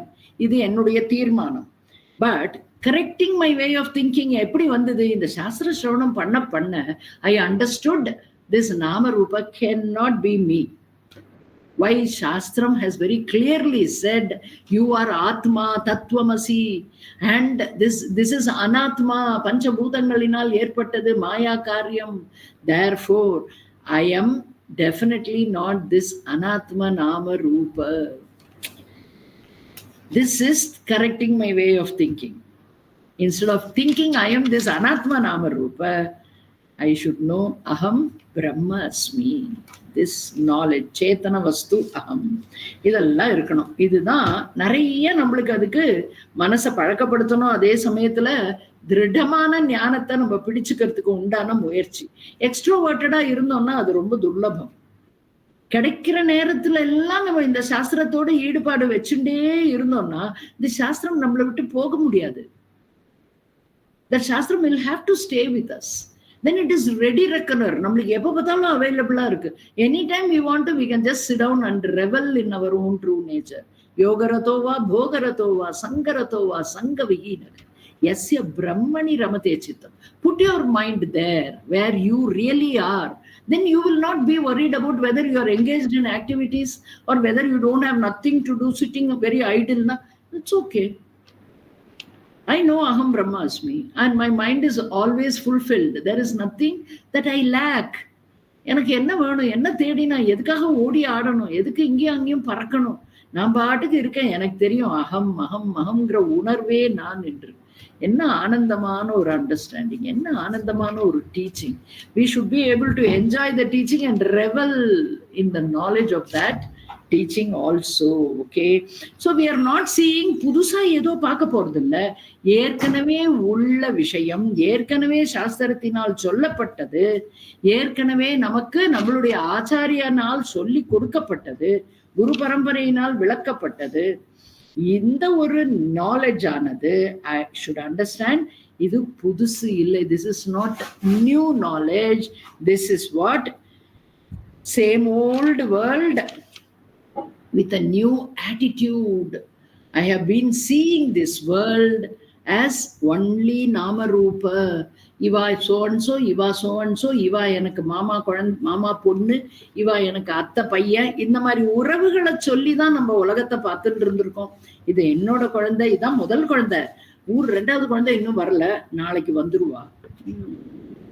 இதுதான் நம்மளுடைய general, நம்மளுக்குன்னே இல்லை, உலகத்துல எல்லாருக்குமே இருக்கக்கூடிய basic knowledge of world. We relate with something other than me as a different object. பேதம் இருக்கு. அந்த பேதத்தினாலதான் நம்ம நீ நான் எல்லாம் சொல்றோம். சத்தர்ஷனம்னு ஒரு டெக்ஸ்ட் நம்ம ரமண மகரிஷி நீங்கள்லாம் நிறைய பேர் படிச்சிருக்கிறதுக்கு வாய்ப்பு இருக்கு. அந்த சத்தர்ஷனத்துல அவரைதான் சொல்வார், அஸ்மத் யுஷ்மத் தத்து. இந்த அஸ்மத்ங்கிறது வந்துடுத்தோம்னா, அஸ்மத்னா நான் என்கிறது இந்த தேக மன புத்தின்னு வந்துடுத்தன்னா உடனேவே நம்மளை சுத்தி இருக்கிறவாளெல்லாம் அது நீ அது நீ அது நீன்னு அவளை பிரிச்சு பார்க்க ஆரம்பிச்சுடும். எப்போ இந்த நான்னு ஒண்ணு வந்ததுனால வந்தது நீன்னு ஒண்ணு இருக்கோ, உடனே நம்ம என்ன சொல்லுவோம், இந்த நானுங்கிறதையும் இந்த நீங்கிறதையும் கிரியேட் பண்ணாரே ஒருத்தர், அவர் ஒரு கிரியேட்டரும் அங்க இருக்காரு. தத்து. This is how we build up differences. பேத புத்தி இப்படிதான் வளர்த்துக்கிறோம். இப்படிதான் இருந்துட்டு இருக்கு ஜென்ம ஜென்மாந்தரமா. இந்த ஜென்மத்துல பாக்கியத்தினால இந்த 11வது அத்தியாயம் படிக்க கிடைச்சிருக்கு. வயோதிகமானாலும் நம்மால இதை புரிஞ்சு கொள்ளக்கூடிய அளவுக்கு மனப்பக்குவமும் இருக்கு, சாதன சௌஷ்டியும் இருக்கு. அதனால்தான் உட்காந்து கேட்கிறோம் நம்ம சாஸ்திரத்தை விடாமுயற்சியோட. ஒரு பெரியவர் நம்மளுக்காக அவருடைய வயதையும் பொருட்படுத்தாம ரெஸ்ட் டயத்தெல்லாமும் விட்டுட்டு சாஸ்திரத்தை படிச்சுன்னு நம்மளுக்கு சொல்லி கொடுத்துட்டு இருக்காரு. இதெல்லாம் நம்மளுடைய பாக்கியம். பகவான் நம்மளுக்கு அனுகிரகம் எங்கேருந்து பண்றாருன்னா இந்த ரூபமெல்லாம் அனுகிரகம். So Krishna gives very clear understanding. உனக்கு இருக்கணும்னா train your mind to look at that world with the new found vision. உனக்கு கிடைச்சிருக்கிற புது மாதிரியான விஷயத்தை, இந்த விஷயத்தை கொண்டு, ஞானத்தை கொண்டு இந்த உலகத்தை சரியான கண்ணோட்டத்தோடு பார்க்க கற்றுக்கொள். That is the culmination of Vishwarupa Darshan. So முதல் 8 ஸ்லோகங்கள்ல இன்ட்ரோடக்ஷன் வேர்ட்ஸா இருக்கு. அர்ஜுனன் அதுலதான் கேட்கிறான், மன்யசே யதி தச்சக்கியம் மயா திருஷ்டும் இதி பிரபு. உன்னை நான் பார்க்கணுமே, விஸ்வரூப தர்சனம் பார்க்கணுமே. தர்சனம் முதல் ஸ்லோகத்திலே வந்துருது, இச்சாமி, I am having the desire to see your விஸ்வரூப தர்சனம்னு கேட்கிறான். Is it possible for me to get இட்னு கேட்கிறான். முடியுமா எனக்கு அந்த ஒன்ன விஸ்வரூபத்துல பாக்குறதுக்கு முடியுமான்னு. ஏன்னா அவன் என்ன நினைச்சுட்டு இருக்கான்னா, எப்படி கிருஷ்ணான்னு ஒரு ரூபமா இருக்கும், அந்த மாதிரி விஸ்வம்னு ஒரு ரூபம். So he is thinking Vishwaroopam is பகவானோட ஒரு பேரு. கிருஷ்ணாங்கிற மாதிரி, பிள்ளையாருங்கிற மாதிரி, முருகன்கிற மாதிரி விஸ்வரூபம், தட் இஸ் ஹிஸ் நேம் அப்படின்னு அர்ஜுனன் புரிஞ்சுட்டு இருக்கான். அர்ஜுனன் யாரு? நம்ம எல்லாரும். ஸோ இங்க என்ன ஆச்சு இப்போ? Krishna says it is possible. Arjuna, உனக்கு கண்டிப்பாக விஸ்வரூப தரிசனம் கிடைக்கும்பா. ஆனா என்ன தெரியுமா, ஒன்னே ஒண்ணு பண்ணணும், ஆட்டிடியூடுங்கள் சேஞ்ச் உங்ககிட்ட வரணும். அந்த ஆட்டிடியூடுனல் கரெக்ஷன் எப்படி வரும், ஆட்டிடியூடுனல் சேஞ்ச் எப்படி கொண்டு வரணும் அப்படின்னா, பேஸ்ட் அப்பான் த நாலேஜ். அந்த நாலேஜ்னால என்ன கரெக்ஷன் அங்க வரப்போறது எனக்கு அப்படின்னு கேட்டீங்கன்னா, நீ பார்க்க வேண்டிய ஈஸ்வரன் அப்படிங்கிறது உலகமே தான். இந்த சர்வலோக நாம ரூபம் அனைத்துமே நீ எந்த ஈஸ்வரனை விஸ்வத்தின் ரூபமா பார்க்கணும்னு நினைக்கிறியோ அதுதான். சோ விஸ்வரூபம்ங்கிறது இன்னொரு பேர் கிடையாது, இன்னொரு அவதார புருஷன் கிடையாது. விஸ்வரூபம் அப்படிங்கிறது உன்னுடைய ஆட்டிடியூட் டுவர்ட்ஸ் த வேர்ல்ட், உன்னுடைய vision towards the world, your understanding about the world clear ஆகும் போது, whatever you see, wherever you look at, everything will make you understand this is my Bhagavan, this is my Bhagavan. That's ஆனந்தம் எல்லை இல்லாதது.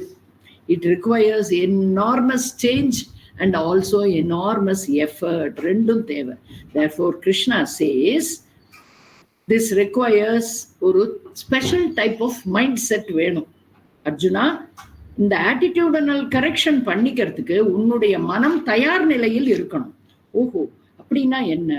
அந்த ஆட்டிடியூடனல் change is called திவ்ய சக்ஷுகு, ஞான சக்ஷுகு, தி ஐ of wisdom. இதெல்லாம் தான் அதுக்கு பெயர். ஆட்டிடியூடனல் சேஞ்ச் வர மனம், அது நான் உனக்கு பிளஸ் பண்றேன். டெக்னிக்கலி இந்த மனசுக்கு என்ன பேருன்னு கேட்டா, இந்த ஞான சக்ஷு ஆட்டிடியூடனல் கரெக்ஷன் செய்து கொண்ட மனம், instead of looking at the world as mere people, animal, bird, அப்புறம் பொருள்கள், தானியங்கள், இப்படி இப்படி மரங்கள், செடிகள், etc., etc., whatever creation is there, I'm just giving a name and I'm looking at its species. இப்படி பார்த்துட்டு இருந்ததுல இருந்து I change my attitude, correct my vision and I understand this is ஈஸ்வர ஸ்வரூபம். அந்த மாதிரி வரதுக்கு உன்னிடம் திவ்ய சக்ஷுகு வேணும். அந்த திவ்ய சக்ஷுகு அப்படிங்கிறத உன்னுடைய மனமானது எப்படிப்பட்டதுன்னு சாஸ்திரம் சொல்றது, that correction, that rectification, that வேண்டாததை விட்டு நம்ம விலகி இந்த சாஸ்திரத்தை புரிந்து கொள்வதற்கு நமக்கு என்ன வேணும்னு படிச்சோம்? சித்த சுத்தி.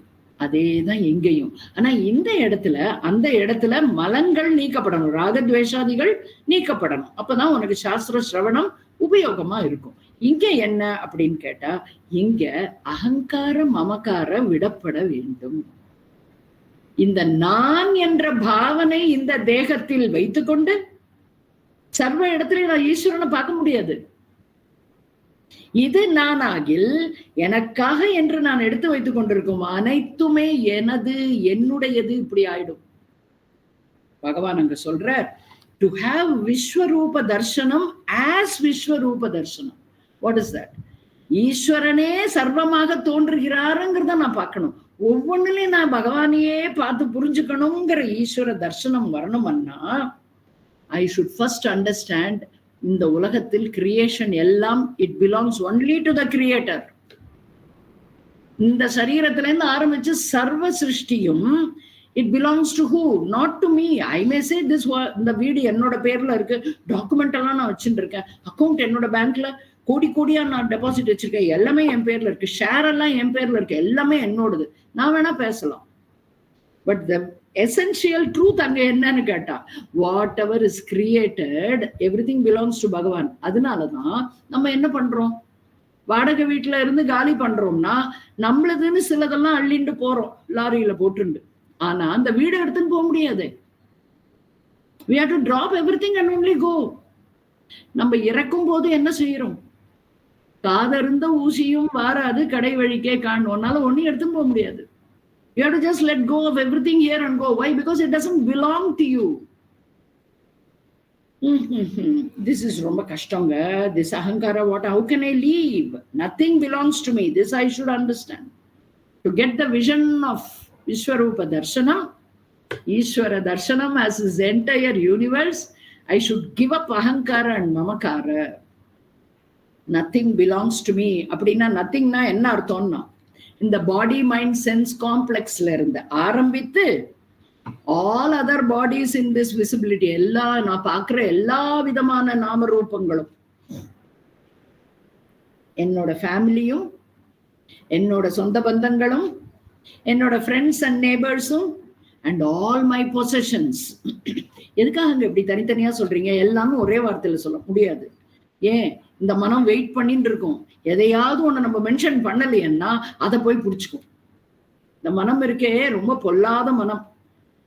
எதை நம்ம சொல்லலையோ அதை போய் பிடிச்சுன்னா இது என்னோடதுன்னு நான் வச்சுக்கலாம்ல, அப்போ நீங்க இதை சொல்லவே இல்லையே அப்படின்னு கேட்கும்.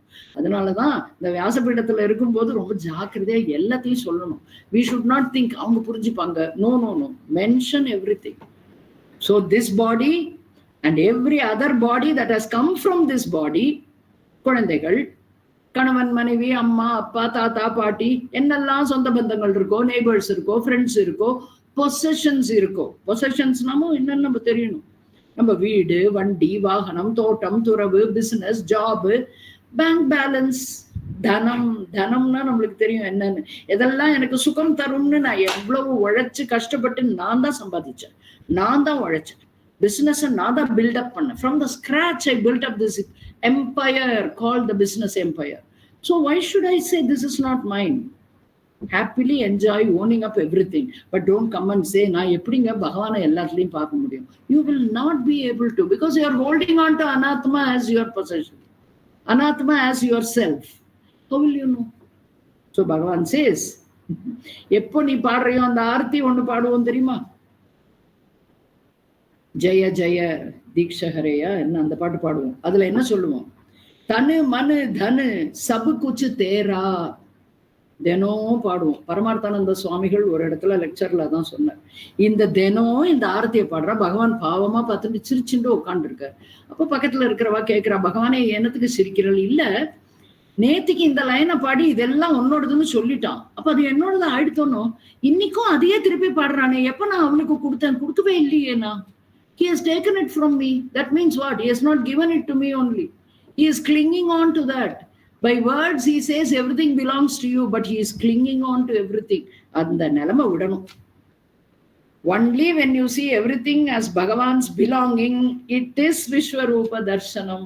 It is Vishwarupa Darshanam. எல்லாமே பகவானோடதுன்னு நான் புரிஞ்சுக்கிறதுக்கு I should never claim anything as இது நான், இது என்னுடையது, நான் எனது, என்னுடையது. திஸ் இஸ் அகம், this is what I am and everything belongs to me. அந்த தாட்டை நம்ம விடணும். ஃப்ரீ ஆஃப் தட் அகங்கார மமகார. அகங்காரனா அகம் புத்தி இன் திஸ் அனாத்ம தேகமனம் இந்திரியங்கள், அண்ட் மமகாரனா இந்த தேகத்தோடு சம்பந்தமுடைய அனைத்தும் என்னுடையது அப்படின்னு நான் நினைக்கிறது.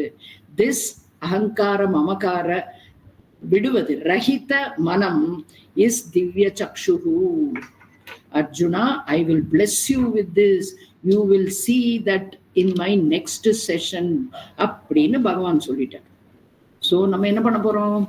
ஆக்சுவல் விஸ்வரூப தர்சனம்னு இந்த 11வது அத்தியாயத்துல அர்ஜுனன் எதை பார்க்கிறானோ, பகவானை எந்த ரூபத்துல அவன் பார்த்தானோ, அதை நாம் அடுத்த நாளைக்கு தான் பார்க்க போறோம்.